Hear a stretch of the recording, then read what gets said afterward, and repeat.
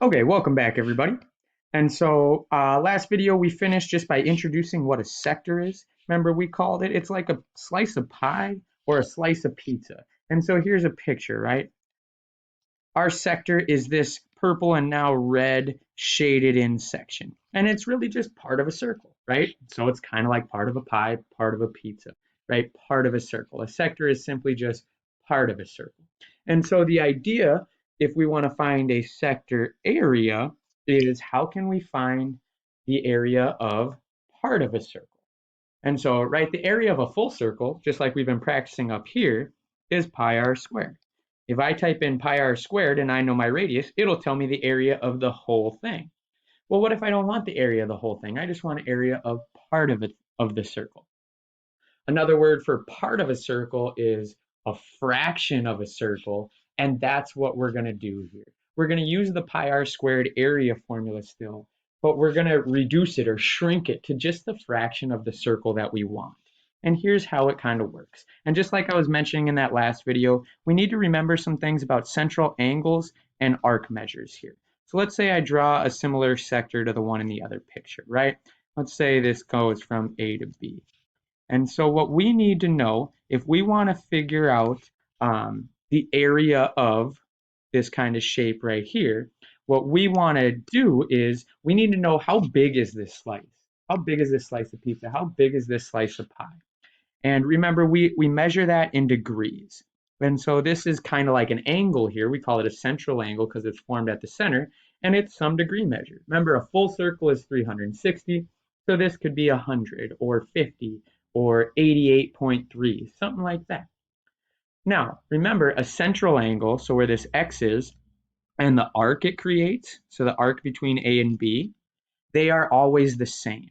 So the arc of the circle between A and B is going to be exactly the same as whatever that central angle is. And right, we'll call that like the arc right here. And so that's really what we need to know. That arc degree measure is going to tell us how much of this circle are we supposed to find the area of. And then we put that into a fraction and we times it by the area formula. And then we've got the area of a fraction of our circle. And here's kind of how that looks. So sector area equals, now here's what our fraction looks like. It's our degree measure for our arc, right? The degree measure for the arc divided by 360. And that's going to create the fraction for us. The whole circle is 360. We only want a certain amount out of the 360. And then we times it by pi times our radius squared. And so we really only need two things here. We need to know our radius, not our diameter, but our radius. And we need to know how big of a slice of pie do we need. And then we plug those things in, we type it into our calculator, and we got it. And so here we go. I guess I forgot to erase this. So here we go. Let's do this. If you look at example 1, I think it's fairly clear, right? Our arc is 60 degrees. So we want to find the area of a 60-degree part of this circle. And so remember, our formula is the part of the circle we want divided by 360 and then times pi r squared. And so again, the part of the circle we want is 60 degrees. And our radius is just straight up given to us, that's 10. And so we're ready to go. If we type this into our equation, we're going to have 60 divided by 360, and then times pi, and then remember our radius is 10, so 10 squared. And we're not going to mess around with this by hand. We're just going to go straight to our calculator, and we're going to type this in. But I want you to listen and follow along here because we've got to be careful about this 60 divided by 360 part. If I were you, I would put that in parentheses. In fact, not if I were you, we need to put that in parentheses. Everybody needs to put this in parentheses. And so we're going to type parentheses 60 divided by 360, close the parentheses, and then times pi times 10 squared, right? It's literally exactly what I've written, 60 divided by 360 times pi times 10 squared. The only thing that I didn't write was the parentheses, and you need to put that fraction in the parentheses, right? And so when you do that, hit enter, and boom, there we go. So 52 point, and we'll round up to 4. 52.4. And our units are inches, and it is inches squared then. And that's our answer, right? And so again, just to recap, we are finding the area of part of a circle. To find part of a circle, we need to know the correct fraction that we're trying to find. And so we put that fraction in front, and then we multiply by pi r squared. And that gives us the area of a fraction of a circle. So here we go. Remember, this is our x degree measure here. It's going to be equal to what our arc measure is. So this is the same. And in this problem, we're not given that measure, but we see this box, right? And we got to know that that box equals 90 degrees. So since that's a 90-degree angle, our arc measure is the same as it, since it's a central angle, which is also 90 degrees. So we want to know how big the area is of this circle, but just a 90-degree fraction of the circle. Now, remember, we need our radius as well, and it's given to us, it's 6. And so now we'll just plug this in.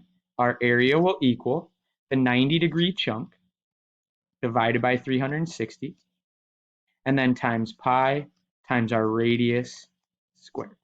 And we will just type that into our calculator again. So one more reminder, we will do 90 divided by 360, all in parentheses, and then we will times by pi, and then our radius, which is 6, and then squared. We hit enter, it equals 28.3. 28.3 centimeters squared. 28.3 centimeters squared. And that's our answer. All right, and let's do this one more time. And this one looks weird.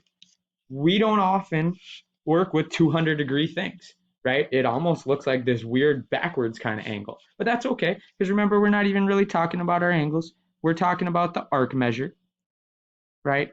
And a whole circle equals 360, so we can certainly have a 200-degree chunk of it. And so that's our x degree measure here. We want a 200-degree part of this circle.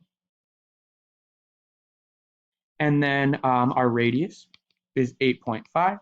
And so we can just type all this into our equation, right? And so our area will be, this time 200 divided by 360. And then we'll times it by pi.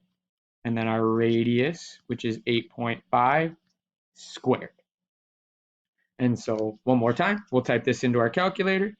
We'll make sure we put that fraction in parentheses.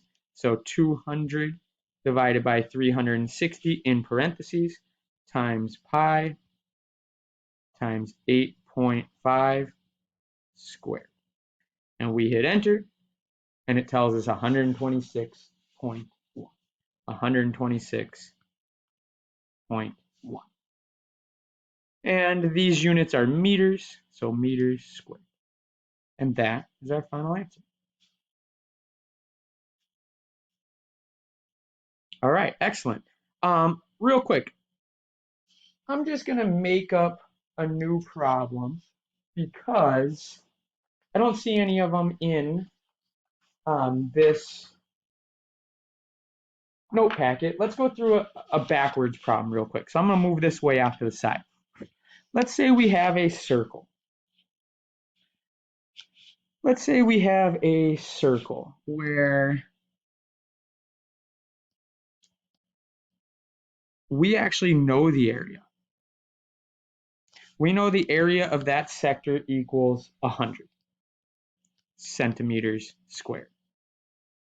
And we also know that our arc and our angle is 125 degrees, right? Arc is 125, angle would be the same, 125 degrees.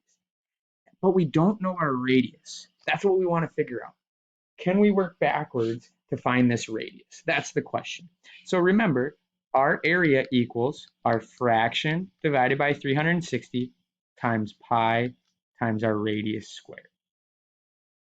So remember this time we know the area. That equals A. And so I can say the area is 100. And then that's going to equal our fraction. And I know x, right? Because x is just my arc measure. And it's 125. And so it's going to equal 125 over 360.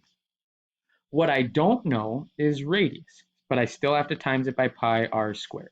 And now what I have to do is solve for r. Now, we have some complicated stuff here. This whole thing right here is a never-ending decimal in pi and a fraction that is not always easy to deal with. So what I want to do is I want to turn that into a number. I'm going to go to my calculator and I'm going to type in 125 divided by 360 in parentheses, and I'm going to times it by pi. So I'm just going to turn that whole thing into a decimal right now. I'm not going to worry about r yet. I still have to deal with that in a second, but I am just wondering, what does it equal the part that I've circled here? And when I type that in my calculator I hit enter, it tells me it's 1.09. And so I can replace that with 1.09. So this will now say 100 equals 1.09, and then we still have that r squared, so r squared. And the reason I did this is because now it makes a little bit more sense on how to find r, right? This is 1.09 times r squared. So I would want to divide by 1.09 now. Divide by 1.09. And the 1.09 will cancel on the right side, and it'll just leave us with r squared. And so our question is, hey, what is 100 divided by 1.09? So I'll go back to my calculator, and I'll type in 100, and I'll divide by, and I could type 1.09, or I can hit up, highlight it, hit enter, and it'll divide by the whole thing. When I hit enter again, it tells me that 100 divided by 1.09 is 91.7. So 91.7 is what our radius squared equals. And so for us to get our radius, we will square root both sides. And so now I have the radius, and square root of 91.7 is going to be our answer. So I can hit second, square root. I can hit up again and highlight that 91.6 or 7, put it under there, hit enter, and boom, there's the answer. 9 point, and we'll round up to 6. 9.6. And units were centimeters, so that is 9.6 centimeters, and there is our radius. So I think on these sector problems, working forward is relatively straightforward. Remember, figure out how big of a chunk we need. That goes into our fraction. We need our radius, and then we just times all of that into our calculator. Working backwards can be a little bit trickier. We're still going to need our arc measure, but we're not going to know the radius, and so we're going to need this intermediate step. I think you should turn these things into decimals, and then you'll end up dividing by that decimal and square rooting for r. And that's that.